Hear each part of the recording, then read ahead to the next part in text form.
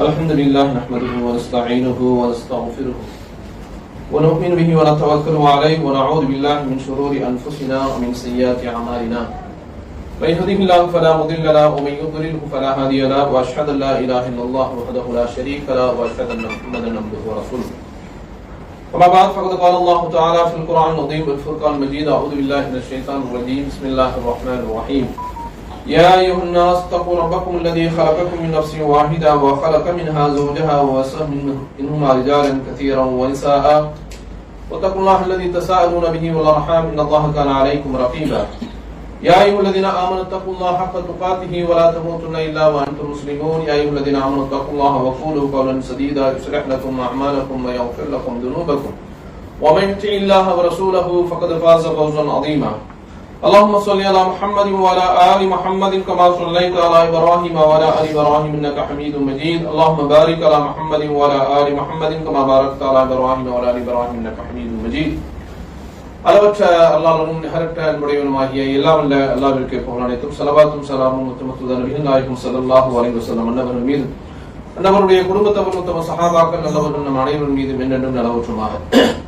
அன்பார்ந்த சகோதரர்களே, இன்றைக்கு வழங்கப்பட்டுள்ள தலைப்பு இலாஜுல் ஹுமூம் வல் அஹ்ஸான், கவலைகளுக்கான நிவாரணம் அப்படிங்கிற அந்த தலைப்பு இன்றைக்கு வழங்கப்பட்டிருக்கிறது. அன்பார்ந்த சகோதரர்களே, இந்த உலகத்தில் வாழக்கூடிய எந்த ஒரு மனிதராக இருந்தாலும் இந்த உலகத்திலே அவர்களுக்கு எவ்வளவுதான் செல்வங்களும் வசதிகளும் வாய்ப்புகளும் வழங்கப்பட்டாலும் யாரும் கவலை இல்லாமல், ஒரு சின்ன பிரச்சனை இல்லாமல், துன்பம் இல்லாமல் இந்த உலகத்தில் வாழ்கிறார்களா என்று சொன்னால் நிச்சயமாக யாராலும் சொல்ல முடியாது.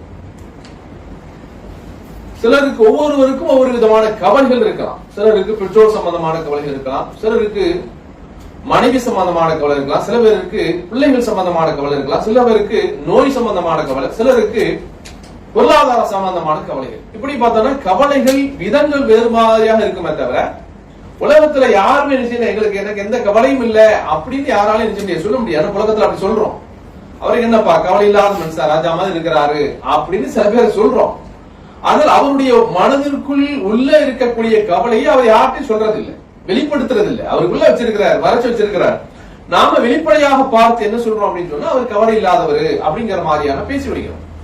அப்ப இந்த உலகத்துல அல்லாஹ் ஒன்றை கொடுத்தால் ஒன்றை கொடுக்க மாட்டான், ஒன்றை கூடுதலாக கொடுத்தால் ஒன்றை குறைச்சு கொடுத்திருப்பான். இதுதான் உலகத்தினுடைய இயற்கையான நியதி. யாராலும் இதை நிச்சயம் மறுக்க முடியாது. அப்படிப்பட்ட ஒரு நியதியை தான் அல்லாஹ் வைத்திருக்கிறான். அப்படியானால் இந்த மாதிரியாக கவலையை அல்லாஹ் ஒரு மனிதனுக்கு கொடுக்கிறான் என்று சொன்னால் அதிலிருந்து நம்ம பெறக்கூடிய நிவாரணம் என்ன, அது மார்க்க என்ன வழிகாட்டி இருக்கிறது அப்படிங்க பார்க்கும்போது அல்லாஹ் குர்ஆன்ல ஒரு செய்திய வசனத்துல சொல்லி காமிக்கிறான், லக்கத ஹலக்கனல் இன்சான ஃபீ கபத், நிச்சயமாக நாம் மனிதனை சிரமத்திலேயே படைத்திருக்கிறோம் என்று அல்லாஹ் சொல்றான். அப்ப தாயினுடைய வயிற்றிலிருந்து வந்ததுல இருந்து அவனுக்கு ஆரம்பிச்சது. இல்ல வெளியே வர்றது நீ கஷ்டம் தான், லேசா வர முடியாது, அதுக்கு ஆபரேஷன் தான். 10 மாதங்கள், பல்வேறு பிரச்சனைகள், பல்வேறு சிக்கல்கள், அதையெல்லாம் தாண்டிதான் இந்த மனிதன் இந்த உலகத்தை எட்டி பார்க்கிறான். அப்ப ஆரம்பிக்கக்கூடிய சிரமம் அவனுடைய இறுதி மூச்சு வரை, கண்மூடுகின்ற வரை அவனுக்கு பல்வேறு சிரமங்களை அல்லாஹ் இந்த உலகத்தில் வைத்திருக்கிறான். இது மனிதனுடைய வாழ்க்கை. மனிதனை நாம் சிரமத்தில் தான் நாம் படைத்திருக்கிறோம் என்று அல்லாஹ் சொல்றான். அப்ப இந்த உலக வாழ்க்கையை பொறுத்தவரையில அல்லாஹ் எப்படிப்பட்ட ஒரு இயற்கையோடு வைத்திருக்கிறான் என்று சொன்னால், இந்த உலகத்துல ஒரு மூமினாக இருக்க, குறிப்பாக மூமின்களுக்கு அதிகமான கஷ்டங்களும் கவலைகளும் நிறைய இருக்கும், அதை நம்ம மறுக்க முடியாது. அப்ப ஏன் அல்லாஹ் இதை தர்றான்? கவலை இல்லாம எல்லாத்தையும் வச்சிருக்க வேண்டியதானே, இந்தியாவிலே இருந்துக்கலாம், அங்க வர வேண்டிய அவசியமே இல்லையே. எதுக்கு இவங்க வந்து கஷ்டப்படுறோம்? வெயிலையும் குளிர்லையும் மழையிலையும் கஷ்டப்படாம அல்லாஹ் வைத்திருக்கலாமே. அப்ப ஏன் அல்லாஹ் வைத்திருக்கிறான் என்று சொன்னால் அதற்கான நியதி காரணம் என்னன்னா, அந்த உலகத்துல அல்லாஹ் மூமின்களுக்கு அதிகமான கஷ்டங்களை ஏன் தர்றான் அப்படின்னா, கவலைகளை தருகிறான் அப்படின்னா, அல்லாஹ் மறுமையில போய் அதை செய்யறான், எதுவுமே இல்லாமல் ஆக்கி விடுகிறான். கவலை இல்லாத ஒரு வாழ்க்கை என்று சொன்னால் இந்த உலக வாழ்க்கை அல்ல, மறுமை தான் கவலை இல்லாத வாழ்க்கை. அந்த சுவனம் தான் கவலை இல்லாத வாழ்க்கை. அல்லாஹ் குர்ஆன்ல சொல்லும்போது லா யமஸ்ஸுஹும் ஃபீஹா நஸபுன் வமாஹும் மின்ஹா பிமுக்ரஜீன் என்று அல்லாஹ் சூரத்தை பத்தி சொல்லி காமிக்கிறான். அங்கே அந்த சொர்க்கம் எப்படிப்பட்ட சொர்க்கம் என்றால் எந்த கவலையும் வராது. சின்ன தலைவலி, சின்ன காய்ச்சல், சின்ன மனசுல ஒரு கஷ்டம், ஒரு நெருடல், எந்த கவலையும் அங்கே வராது. அந்த சுவனத்திலிருந்து நீங்கள் வெளியேற்றப்படவும் மாட்டீர்கள் என்று அல்லாஹ் குர்ஆன்ல சொல்றான். அப்ப கவலை இல்லாத வாழ்க்கை அப்படின்னு சொன்னா ராஜ வாழ்க்கை மறுமையுடைய வாழ்க்கை தான். அதே போல அல்லாஹ் இன்னொரு இடத்துல சொல்கின்ற பொழுது லா யஸ்மஊன ஃபீஹா லஹ்வன் வலா தஅஸீமா, அந்த சுவனம் எப்படிப்பட்டது என்று சொன்னால் அங்கே வீணான வார்த்தைகளை நீங்கள் செய்ய முடியாது, அங்கே ஒருவருக்கு ஒருவர் பேசக்கூடிய பாவமான வார்த்தைகளை நீங்கள் அங்கே கேட்க முடியாது. அப்படிப்பட்ட உயர்தரமான சுவனம் என்பதை அல்லாஹ் குர்ஆன்ல சொல்லிக்கிறான். இப்படி பல்வேறு செய்திகள் மார்க்கத்தில் சொல்லப்படுது. அப்ப ஒரு மூமினை பொறுத்தவரையில அவருக்கு கவலையே இருக்கக்கூடாது, எந்த கவலையும் இருக்கக்கூடாது, எல்லா நேரங்களிலும் மகிழ்ச்சியாக சந்தோஷமாக அவர் இருக்க வேண்டும் என்று சொன்னால் அது சுவனத்து வாழ்க்கை தான் என்பதை நாம் புரிந்து கொள்ள கடமைப்பட்டிருக்கிறோம். அன்பார்ந்த சகோதரர்களே, அதுபோக ஒரு மூமினை நாம என்ன கவலையோடு பார்க்கிறோம். எல்லோருக்கும் கவலை இருக்கும். நாடு விட்டு நாடு வந்து வசிக்கக்கூடிய நமக்கு பல்வேறு கவலைகள் இருக்கலாம். அது எல்லாத்தையுமே நம்ம பகிர்ந்து கொள்கிறோமா? இல்ல. நம்மோடு வேலை செய்யக்கூடிய, நம்மோடு ஒன்னாக இருக்கக்கூடிய, நம்மோடு ரூம்ல ஒன்னா தங்கி இருக்கக்கூடிய நண்பர்கள், நெருங்கியவர்கள், இவர்களிடத்துல தான் நம்ம சொல்லுவோம். அவங்கள்ட்ட பேசுவோம், இந்த மாதிரி பிரச்சனை, வீட்டுல வேலையில இந்த மாதிரி பிரச்சனை, கம்பெனில இந்த மாதிரி பிரச்சனை, அப்படிங்கிற மாதிரியான நம்முடைய கவலைகளை நம்ம செய்வோம், சொல்லிக் கொள்வோம். அப்ப இந்த கவலையை பொறுத்தவரையில நமக்கு நல்ல தெரியுது. சில பேருக்கு அவர்கள் நம்மிடத்தில் சொல்லாமலேயே முகத்தை வைத்தே புரிஞ்சுக்கும். சில பேருடைய முகம் எப்பவுமே சிரிச்சு கொண்டே இருப்பாருங்க, சிரித்த முகத்தோடு இருப்பார். அப்படிப்பட்டவர் அவருடைய முகத்துல ஏதாவது கவலையினுடைய ரேகை தெரிகிறது, கவலையினுடைய அடையாளம் தெரிகிறது என்று சொன்னா நம்ம என்ன செய்யணும்? அவர்கிட்ட வம்படியாக பேசி, வலுக்கட்டாயமாக பேசி, நாமும் போய் பேசி அவருடைய கவலைகளை போக்கக்கூடியவனாக ஒரு மூமின் இருக்க வேண்டும் என்பதை புரிந்து கொள்ள கடமைப்பட்டிருக்கிறார். அன்பார்ந்த சகோதரர்களே, அல்லாஹ் குர்ஆன்ல ஒரு செய்தியை சொல்லி காண்கிறான். அதாவது ஹிஜ்ரத்துடைய செய்தி. மக்காவில இருந்து மதீனாவுக்கு அல்லாஹ்வுடைய தூதரும் அபூபக்கர் சித்திக் ரலியல்லாஹு அன்ஹு போறாங்க அப்படிங்கிற செய்தியை நம்ம பார்த்திருக்கிறோம். குகையில தங்கி இருக்கிறாங்க. தங்கி இருக்கின்ற பொழுது எதிரிகள் என்ன செய்றாங்க? சூழ்ந்து விட்டார்கள். அந்த சூழ்ந்த நேரத்தில் அபூபக்கர் சித்திக் ரலியல்லாஹு அன்ஹு அவர்களுக்கு அதிகமான கவலை வந்தது. இந்த எதிரிகளுக்கு பயந்துதானே ஓடி வர்றோம், ஒளிஞ்சு வந்தோம், மறைஞ்சு வந்தோம், இவங்களே நம்மளுக்கு முன்னாடி வந்து நிக்கிறாங்களே, பிடிச்சிருவாங்களோ அப்படிங்கிற மாதிரி பயப்படுகின்ற பொழுது அல்லாஹ்வுடைய தூதர் இந்த செய்தியை சொல்றாங்க. அல்லாஹ் அதை குர்ஆனில் பதிவு செய்திருக்கிறான். இது யகூலு லி ஸாஹிபிஹி லா தஹ்சன் இன்னல்லாஹ மஅனா. அவர் தன்னுடைய தோழருக்கு சொன்னார், கவலைப்படாதீர்கள், நம்மோடு யார் இருக்கிறா? அல்லாஹ் இருக்கிறான் அப்படிங்கிற அந்த நற்செய்தியை, அவருடைய கவலையை போக்கக்கூடிய செய்தியை சொல்றார். இது ஒரு பாடம். அப்ப நம்மள யாருக்கு இந்த மாதிரியான ஒரு சூழல் வந்துச்சு, கவலைகள் வருதுன்னா நாம் அவருக்கு ஆறுதல் சொல்ல வேண்டும். கவலைப்படாதீங்க, அல்லாஹ் இருக்கிறான், அல்லாஹ் காப்பாத்துவான், அல்லாஹ் உதவி செய்வான், அல்லாஹ் உங்களை கைவிட மாட்டான் அப்படிங்கிற மாதிரியான ஆறுதல் வார்த்தை இருக்கு பாருங்க. இதுதான் எவ்வளவு பெரிய கவலைகளையும் போக்கிவிடும். எவ்வளவு பெரிய கவலைகளாக இருந்தாலும் இந்த மாதிரியான ஆறுதல் வார்த்தைகள் போக்கிவிடும் அப்படிங்கிறத பார்க்கிறோம். அப்ப நாம ஒருவர் கவலைப்படுகிறார் என்று சொன்னால் இதை நாம செய்ய கடமைப்பட்டிருக்கிறோம். அல்லாஹ்வுடைய தூதருடைய காலத்திலேயும் பல்வேறு சிரமங்கள் வந்தது, அவர்களுக்கு பல்வேறு கவலைகள் வந்தது. அந்த கவலையில குறிப்பாக அவருடைய குடும்பத்தில் நடக்கக்கூடிய சில பிரச்சனைகள், அந்த மாதிரியான கவலை வருகின்ற பொழுது உமர் ரலியல்லாஹு தஆலா என்ன தெரியுமா செய்வாங்க? ஹதீஸ்ல நீங்க பார்க்கலாம், போவாங்க, ரசூலுல்லாஹ் தேடி போவாங்க, ரசூலுல்லாஹ் பார்ப்பாங்க, அவருடைய முகத்துல அப்படியே கவலை தெரியும், அவங்க ஏதோ ஒரு கஷ்டத்துல இருக்கிறாங்க தெரியும். உமர் ரலியல்லாஹு தஆலா என்ன செய்வாங்கன்னா, போய் இன்றைக்கு நான் அல்லாஹ்வுடைய தூதரை சிரிக்க வைத்து விடுவேன் என்று சொல்லி போய் பேச மாட்டாங்க. என்ன செய்வாங்க? குடும்பத்தை, அவங்க குடும்பத்தில் நடக்கக்கூடிய அந்த பிரச்சனைகளை சொல்லி அப்படி பேசுகின்ற போதே அல்லாஹ்வுடைய தூதர் சிரிச்சுவாங்க.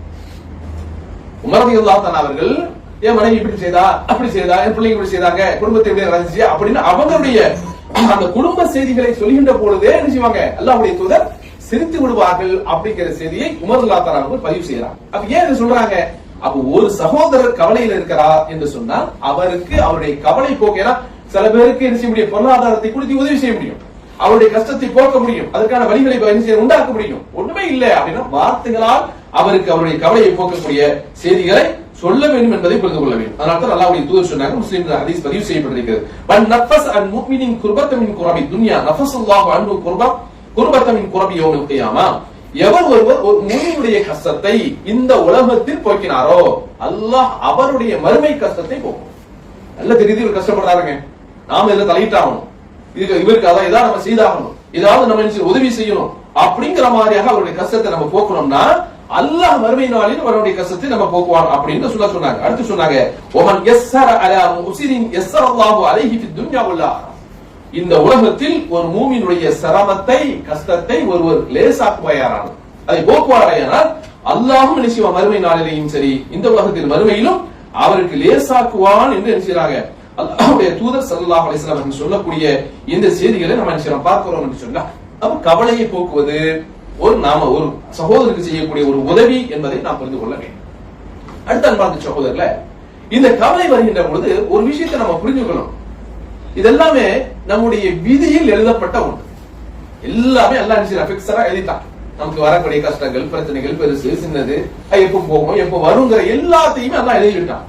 அப்ப அதனால அந்த விஷயத்தை, அல்லாஹ்வுடைய விதியையும் இந்த விஷயத்தை நம்ம நினைச்சுங்க நம்பி ஆக வேண்டும். அல்லாஹ் திருமறையில் சொல்கின்ற போது, மா அஸாப மின் முஸீபத்தின் ஃபில் அர்தி வலா ஃபி அன்ஃபுஸிக்கும் இல்லா ஃபி கிதாபின் மின் கப்லி அன் நபராஹா இன்ன ذلك அலல்லாஹி யஸீர். இந்த உலகத்துல உங்களிலே நடக்கக்கூடிய எல்லா காரியங்களும், எல்லா சோதனைகளும் அதெல்லாம் அல்லாஹ்வுடைய ஏட்டிலே எழுதப்பட்டிருக்கிறது அப்படிங்கிற செய்தியும் அல்லாஹ் நினைச்சான் குர்ஆன்ல பதிவு செய்யறான். அப்ப அன்பார்ந்த சகோதரர்களே, அப்ப நம்ம என்ன செய்யலாம் அப்படின்னு சொன்னா, இந்த மாதிரியான சிரமங்கள் வருகிறது அப்படின்னு போகும்போது நமக்கு என்ன இது வரணும்னா அல்லாஹ் வச்சிருக்கான். இத அல்லாஹ் இது என்ன மாதிரியான வச்சிருப்பான், இதுல பின்னாடி என்ன நடக்கும், இதுல என்ன கயிறு இருக்கும், என்ன நிலவு இருக்குங்கிறத நாம் அறிய மாட்டோம். அல்லாஹ் விதித்திருக்கிறான் அப்படிங்கிறத அல்லாஹ்வுடைய விதியை ஏற்றுக்கொள்ள வேண்டும். அப்ப திட்டக்கூடாது. இப்படி வந்துருச்சு, எனக்கு கஷ்டம் வந்துட்டு, இப்படி கவலை வந்துருச்சு, இவ்வளவு பிரச்சனை வந்துருச்சு சொல்லி அந்த பிரச்சனைகளை உருவாக்கக்கூடிய இறைவனை திட்டாமல் என்ன செய்யணும்னு சொன்னா, இறைவனுடைய விதியையும் இந்த விஷயத்துல நாம் நம்பக்கூடியவர்களாக இருக்க வேண்டும். அடுத்த நாள் சகோதரர்ல, அப்ப இந்த மாதிரியான கவலை வாழ்க்கையில எல்லா நேரங்களிலும் வருகிறது சொன்னா நம்ம என்ன செய்யணும்? அதற்கான மருத்துவம், அதற்கான நிவாரணத்தை இஸ்லாம் என்ன சொல்கிறது அப்படின்னு சொன்னா, நாம என்ன செய்யணும்னா இந்த மாதிரியான கட்டங்களில் இறைவனோடு நெருக்கத்தை அதிகப்படுத்திக் கொள்ள வேண்டும். இபாதத்துகளின் மூலமாக, வணக்க வழிபாடுகளின் மூலமாக இறை நெருக்கத்தை அதிகமாக நாம் பெற்றுக்கொள்ள கடமைப்பட்டிருக்கிறோம். அல்லாஹ் திருமறையில் சொல்கின்ற போது, மன் அமில ஸாலிஹன் மின் தக்கரின் அவ் உன்ஸா வஹுவ முஃமினுன் ஃபலனுஹ்யியன்னஹு ஹயாத்தன் தய்யிபா வலனஜ்ஸியன்னஹும் அஜ்ரஹும் பிஅஹ்ஸனி மா கானூ யஅமலூன். இந்த அல்லாஹ் குர்ஆன்ல சொல்றான். உங்களிலே ஆணாக இருந்தாலும் சரி, பெண்ணாக இருந்தாலும் சரி, யாரெல்லாம் உங்களிலே இந்த உலகத்திலே வாழக்கூடிய காலங்களில் அவர்கள் முஃமினான நிலையில் நல்ல காரியங்களை செய்கின்றீர்களோ, சாலிஹான அமல்களை செய்கின்றீர்களோ, அல்லாஹ் உங்களுக்கு இந்த உலகத்திலே அழகான தூய்மையான வாழ்க்கையை தருவான். நீங்கள் செய்ததை விட அழகிய கூலிகளையும் அல்லாஹ் உங்களுக்கு தருவதற்கு காத்திருக்கிறான் அப்படிங்கிற அந்த செய்தியும் அல்லாஹ் குர்ஆன்ல சொல்லியிருக்காங்க. அதே போல அந்த சகோதரர்களே, அல்லாஹ்வுடைய தூதர் ஒரு செய்தியை சொன்னாங்க, அஜபன் லி அம்ரில் முஃமினி இன் அம்ரஹு குல்லஹு லஹு கைர் வலைஸ ذلك லிஅஹத் இல்லா லில்முஃமின். ஏன்னா நீங்க நிறைய பார்க்கணும், கவலை கஷ்டம் வரும்போது ஒரு கட்டத்தில் என்ன செய்யறாங்க, தாங்கிக் கொள்ளவர்கள் தாங்குபவர்கள், ஏற்றுக்கொள்ளக்கூடியவர்கள் ஏற்றுக்கொள்கிறார்கள். அதையும் தாண்டி தாங்க முடியாத ஒரு சூழல் வருகின்ற பொழுது தற்கொலைகள் இன்னைக்கு கவலையினால் அதிகமாகக்கூடிய ஒரு காட்சியை பார்க்கிறோம். அப்ப இது யாருக்கு நடக்காது? அல்லாஹ்வை உண்மையாக ஒரு மூமின் ஏற்றுக்கொண்டிருக்கிறான், உண்மையாக அவன் ஈமான் கொண்டிருக்கிறான், நம்பி இருக்கிறான் என்று சொன்னால் அவனுடைய வாழ்க்கையில இந்த மாதிரியான ஒரு துரதிர்ஷ்டமான சம்பவங்கள் நடக்கும். காரணம், அல்லாஹ்வுடைய தூதர் சொன்னாங்க, ஒரு மூமினுடைய காரியம் என்னை ஆச்சரியப்படுத்துகிறது. காரணம், அவனுடைய எல்லா செயல்களும் அவனுக்கு கைது தான். இது மூமினை தவிர யாருக்கும் கிடைக்கக்கூடிய ஒன்று அல்ல. அவனுக்கு ஏதாவது வாழ்க்கையிலே நன்மை கிடைச்சது, அவன் சந்தோஷப்படக்கூடிய நிகழ்வுகள் நடந்தது என்று சொன்னால் அவன் அல்லாஹ்வுக்கு நன்றி செய்கிறான். இறைவா எனக்கு இதை தந்தா, இதை செய்தா என்று அல்லாஹ்வுக்கு நன்றி செய்கிறான். அதுவும் அவனுக்கு சிறந்ததுதான். அதே நேரத்தில் அவனுக்கு வாழ்க்கையில் ஏதாவது கஷ்டங்களும் பிரச்சனைகளும் வருகின்ற போது அந்த நேரத்தில் இறைவனோடு அவன் என்கிறான், பொறுமையாக இருந்து கொள்கிறான் என்று சொன்னால் அதுவும் அவனுக்கு கைது தான் என்று அல்லாஹ் குர்ஆன்ல அல்லாஹ்வுடைய தூதர் ஸல்லல்லாஹு அலைஹி வஸல்லம் சொல்லக்கூடிய செய்திகளை நம்ம பார்க்கிறோம் என்று சொன்னால், அப்ப அன்பார்ந்த சகோதரர்களே, இந்த உலகத்துல கஷ்டங்கள்ங்கிறது யாருக்கு வராமல் இருந்தது? அப்படி வராமல் இருக்க வேண்டும் என்று சொன்னால் இந்த உலகத்துல அல்லாஹ் இறை தூதர்களாக அனுப்பினார் நபிமார்கள், அவருக்கு வந்திருக்க கூடாது. ஏன்னா அவர்கள் புனிதர்கள், இறைவனால் இந்த உலகத்திலே தேர்ந்தெடுக்கப்பட்டவர், அனுப்பப்பட்டவர்கள், இறைவனோடு நேரடியான தொடர்புல இருக்கக்கூடியவர்கள், அவர்களுக்கு வந்திருக்க கூடாது. ஆனால் அப்படி அல்ல. அல்லாஹ்வுடைய தூதர் ஸல்லல்லாஹு அலைஹி வஸல்லம் சொல்றாங்க, ஒரு சஹாபி கேக்குற, யா ரசூலல்லாஹ் அய்யுன் நாஸி அஷத்து பலா, அல்லாஹ்வுடைய தூதர் இந்த உலகத்திலே அதிகமாக சோதிக்கப்பட்டவர்கள் யார் அப்படின்னு கேட்கும்போது அல்லாஹ்வுடைய தூதர் சொன்னாங்க, அல் அன்பியா, இந்த உலகத்திலே சோதிக்கப்பட்டதிலே முதல் இடத்தில் இருப்பவர்கள் இறைவனுடைய நபிமார்கள் தான். அவங்க தான் ரொம்ப கஷ்டப்பட்டாங்க, அவங்க தான் நம்ம வாழ்க்கையில கவலைப்பட்டு இருக்கிறாங்க அப்படின்னு சொல்லிட்டு, சும்மல் அம்சல் ஃபல் அம்சல், அதற்கு பிறகு அதுக்கு அடுத்த அந்தஸ்தில் இருக்கக்கூடியவர்கள் என்று சொல்லிட்டு அல்லாஹ்வுடைய தூதர் சொன்னாங்க, ஃபயுபதல الرجل على حسب دينه. என்னைக்கு நம்ம நல்லா புரிஞ்சுக்கணும், அல்லாஹ்வை நேசிக்கிறோம், அல்லாஹ்வுடைய மார்க்கத்தை நேசிக்கிறோம், மறுமையை நேசிக்கிறோம், நரகத்தை அஞ்சுகிறோம், சொர்க்கத்தை ஆசைப்படுகிறோம் என்று சொன்னால் புரிந்து கொள்ளுங்கள், உங்களுடைய வாழ்க்கையில நிறைய கஷ்டம். இதான் நெகட்டிவா இருக்கு அப்படி யோசிக்காதீங்க, அதுதான் உண்மை, அதான் யதார்த்தம். என்னைக்கு இறைவனுடைய மார்க்கத்தை நாம பேடணும்னு நினைக்கிறோமோ, அதை வாழணும்னு நினைக்கிறோமோ, அதை நேசிக்கணும்னு நினைக்கிறோமோ, அன்றைக்கு நம்முடைய வாழ்க்கையில நிறைய கஷ்டம் வரும். சொல்லிட்டு ரசூலுல்லாஹ் சொன்னாங்க, ஃபைன் கான ஃபீ தீனிஹி சுல்பன் அஷ்தத பலாஹு, ஒருவர் மார்க்கத்திலே கடுமையான பிடிப்புள்ளவராக அதை நேசிக்கக்கூடியவராக இருக்கிறார் என்று சொன்னால் அல்லாஹ் அவருடைய வாழ்க்கையிலே அதிகமான கஷ்டத்தையும் தருவான். இல்லங்க மார்க்கத்தை நினைச்சா தொழுகிறது, நினைச்சா அல்லாஹ் நினைக்கிறது, அப்படி இப்படி அறகுறையா இருக்காருன்னா அல்லாஹ் ஒரு வாழ்க்கையில என்ன செய்வான், அறகுறையாகத்தான் கஷ்டத்தை கொடுப்பான் என்று சொல்லிவிட்டு அல்லாஹ்வுடைய தூதர் சொன்னாங்க, ஏன் இந்த கஷ்டத்தை அல்லாஹ் உன்னை நேசிக்கிறான், உன்னை தேர்ந்தெடுத்து ஏன் இந்த கஷ்டத்தை தருகிறான் தெரியுமா?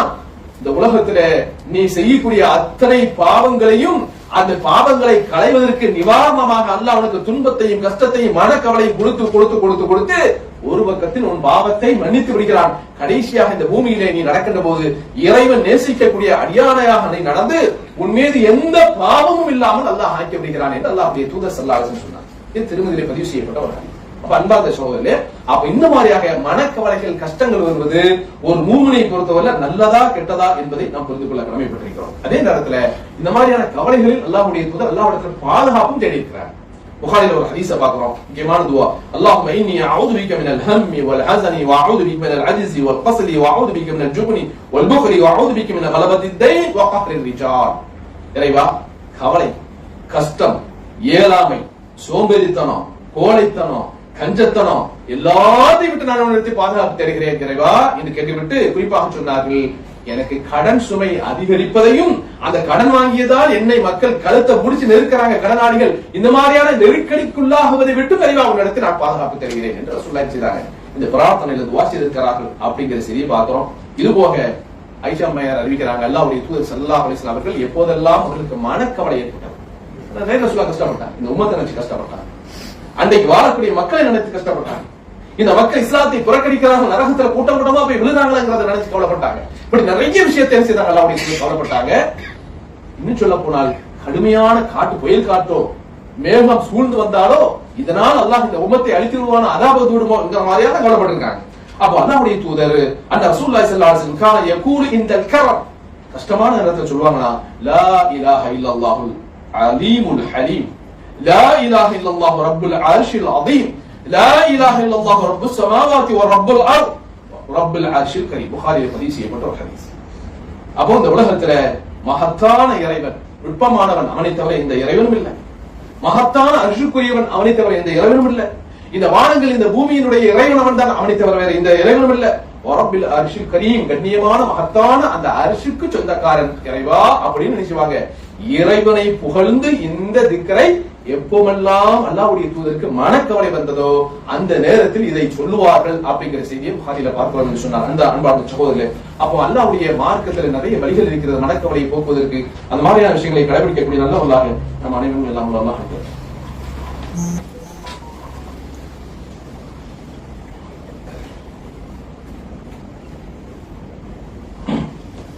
அல்ஹம்துலில்லாஹ் அல்ஹம்துலில்லாஹி ரப்பில் ஆலமீன் வஸ்ஸலாத்து வஸ்ஸலாமு அலா சய்யிதில் முர்ஸலீன் நபியினா முஹம்மதின் வ ஆலிஹி வ ஸஹ்பிஹி அஜ்மஈன். அன்புக்குரிய சகோதரர்களே, அல்லாஹ் ஜல்ல ஷானஹு தஆலா இந்த மார்க்கத்தை நமக்கு வழங்கி, இந்த மார்க்கத்துல முக்கியமான ஒரு செய்தியாக ஒழுக்கம் சார்ந்த விஷயங்களை நீங்கள் அதிகமாக பேணுங்கள் அப்படின்னு மார்க்கம் சொல்லுது. ஒழுக்கம் சார்ந்த அதபு சம்பந்தமான விஷயங்கள். அப்ப அல்லாஹ்வுடைய தூதர் ஸல்லல்லாஹு அலைஹி வஸல்லம் அவர்கள் இந்த ஒழுக்கம் அப்படிங்கறதை பொறுத்தவரை இந்த ஒழுக்கம் இன்னைக்கு எப்போ சீர்குலையுது அப்படின்னு சொல்லி பார்த்தோம்னு சொன்னா, இளமையில தான் இன்னைக்கு நிறைய பேருக்கு சீர்குலையுது. இளமையில வயசானவங்க அப்படி கொஞ்சம் பேக்ல போய் பார்க்கணும், நம்ம இளமையில எந்த சேட்டெல்லாம் பண்ணோம், இந்த மாதிரியாக நடந்தோங்கிறத நம்ம என்ன செய்யணும், அப்படி கொஞ்சம் நம்முடைய வாழ்க்கையை திருப்பி பார்க்கணும். அப்ப ஒரு காலகட்டம் இருந்தது, அன்னைக்கு ஊர்ல 2 பேர் இளைஞர்கள் தவறா போறாங்க, தவறான வழியில போறாங்க அப்படின்றது அது ரொம்ப குறைவாக இருந்துச்சு ஒரு காலகட்டம். ஆனால் இன்றைய காலகட்டத்துல ஒரு ஊரு, ஒரு நகரம் என்று எடுத்துக் கொடுத்தால் இந்த ஊர்ல எத்தனை பேர் தேர்வாங்கிறது ரொம்ப கஷ்டம். எத்தனை இளைஞர்கள் இந்த ஊர்ல தேர்வார்கள், சீர்கட்டு போயிட்டான், சினிமாவில போயிட்டான், மதுவுல போயிட்டான், உங்களை விஷயத்துல மாட்டிக்கிட்டான், இந்த மாதிரியாக இன்னைக்கு சீரழிவுகள் நிறைய நடக்கக்கூடிய ஒரு காட்சியை பார்க்கிறோம். அதனால இஸ்லாத்துல இளமைக்கு அதிகமான மதிப்பு. அல்லாஹ்வுடைய தூதர் சொன்னாங்க, நாளைக்கு அரசுடைய அந்த நிழல் கிடைக்கக்கூடிய ஒருவர்ல வஷாபுன் நஷாஃபி இபாதத்தில்லாஹ், தன்னுடைய இளமையை அல்லாஹ்வுடைய மார்க்கத்தில் வழக்கத்திலேயே கழித்தாரே அந்த இளைஞருக்கு அங்கே என்ன இருக்கு, பங்கு உண்டு அப்படிங்கிறார். அப்ப இளமைக்கு நிறைய மதிப்பு உண்டு. அந்த இளமையை சரியான முறையில அல்லாஹுக்கு நேசமான வழியிலே நாம செலவிட்டோம் சொன்னால் அதற்கு மதிப்பு உண்டு.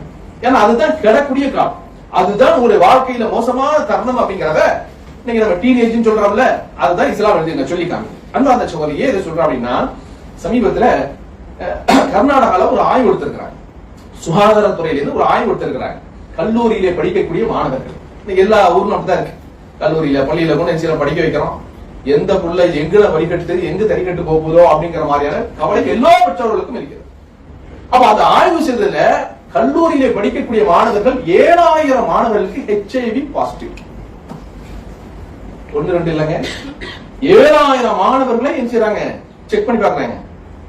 ரிசல்ட் எடுத்து பார்த்தா அது அத்தனை பேருக்கு HIV என்னதுங்க பாசிட்டிவ் இருக்கு. ஏன்னா இப்படி சொன்ன உடனே நம்ம என்ன செய்யலாம், HIV பாசிட்டிவ்னா அது வேற வேற காரணங்கள் இருக்கு அப்படிங்கிற மாதிரி என்ன செய்யலாம் சொல்றது அல்ல. அது கொஞ்சம் இருக்குது. ஆனா இன்னைக்கு அப்படித்தான் இருக்கு. இன்னைக்கு ஹாஸ்டல்களும் கல்லூரிகளும் சீரழியக்கூடிய இடங்களா. ஒரு பக்கத்துல பாடத்தை படிக்கலாம், இன்ஜினியரிங் படிக்கலாம், இன்னொரு பக்கத்துல மருத்துவத்தை படிக்கலாம், அதை படிக்கலாம், இதை படிக்கலாம், இப்படியே உலக கல்வியை படிச்சுக்கிட்டு ஒழுக்கம் அப்படிங்கறத இந்த பக்கம் திரும்பி பாத்தீங்கன்னா 1 நம்பர் ஒஸ்ட். அந்த அளவுக்கு தான் இன்றைக்கு எல்லா நாடுகளும், இந்தியாவா இருந்தாலும் சரி, இலங்கையா இருந்தாலும் சரி, எல்லா நாடுகளும் சீரழியக்கூடிய ஒரு காட்சிகளை பார்க்கிறோம். அதனாலதான் பிள்ளைகள் விஷயத்துல, ஆண் பிள்ளையோ பெண் பிள்ளையோ, அது இளமை பருவத்துல வழிதவறிவிடக்கூடாது என்பதற்காக பெற்றோர்கள் அதிகமான கவனம் எடுக்கிறாங்க, அதிகமான கவலைப்படுறாங்க. அப்போ எவ்வளவு பெரிய இது ஆய்வு, யோசித்து பாருங்க. அப்ப என்ன சொல்ல வேண்டியது இருக்கிறது, எய்ட்ஸை பத்தி அதிகமாக இளைஞர்களுக்கு போதிக்க வேண்டிய ஒரு சூழல் இருக்கிறது. எய்ட்ஸ் எவ்வளவு ஒரு கொல்லி, விஷக்கொல்லி, உயிரை பறிக்கக்கூடிய மோசமான ஒரு நோய்ங்கிறத இளைஞர்களுக்கு சொல்ல கடமைப்பட்டிருக்கிறோம்.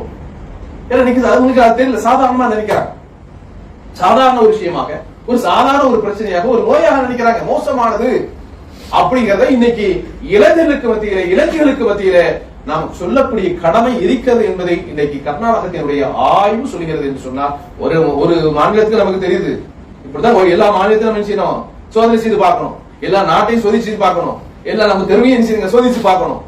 எல்லாம் பாத்தீங்கன்னா சர்வ சாதாரணமாக இன்னைக்கு விழக்கூடிய ஒரு காட்சியை பார்க்கணும். ஏன்னா நம்ம அந்த சகோதரே, அப்ப பிள்ளைகளை ஒழுக்கப்படுத்துறது, பிள்ளைகளை நல்வழிப்படுத்துறது, நம்முடைய குழந்தைகளை சரியான வழியில செலுத்துவது என்பது பெற்றோருடைய கடமை. அதை அல்லாஹ்வுடைய தூதர் வலிமையாக நினைச்சாங்க. நம்ம பெற்றோருக்கு சொல்றாங்க, குல்லுக்கும் ராயின் வ குல்லுக்கும் மஸ்ஊலுன் அன் ரஇயத்தி, உங்களை ஒவ்வொரு பொறுப்பாளர் உங்களுடைய பொறுப்புகளை பற்றி விசாரிக்கப்படுவீர்கள் அப்படின்னு சொல்றாங்க. எனவே அதையும் கவனத்தில் கொண்டு செயல்படக்கூடிய நல்லவர்களாக நம் அனைவரும் எல்லாம்